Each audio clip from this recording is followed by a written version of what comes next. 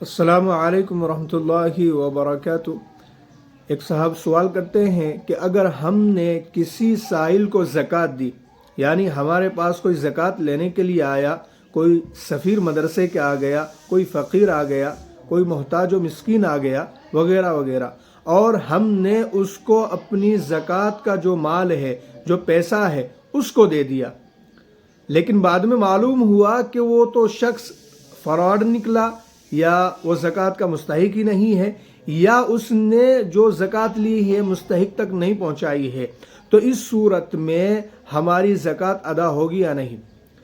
तो उलमा ने मसला लिखा है कि अगर आपने ज़कात दी और ज़कात लेने वाला गलत था, या उसने मुस्तहिक तक वो ज़कात नहीं पहुंचाई, तो आपकी इंदल्लाह ज़कात अदा हो चुकी है, अल्लाह के यहाँ आपकी पकड़ नहीं होगी।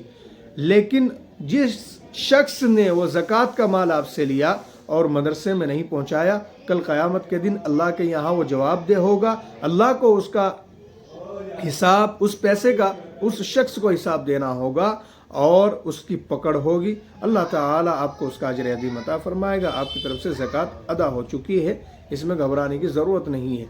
इसलिए एहतियात करनी चाहिए कि अपनी ज़कात का माल आप किसी आलिम को दें, किसी मदरसे के सफ़ीर को दें जिसको आप जानते भी हों, चूँकि मदरसों की तस्दीक आम तौर से हो जाती है, लेकिन जो लोग इस तरह से आते हैं, फ़कीर मोहताज अपना आपको बयान करते हैं, उनकी तस्दीक नहीं हो पाती है।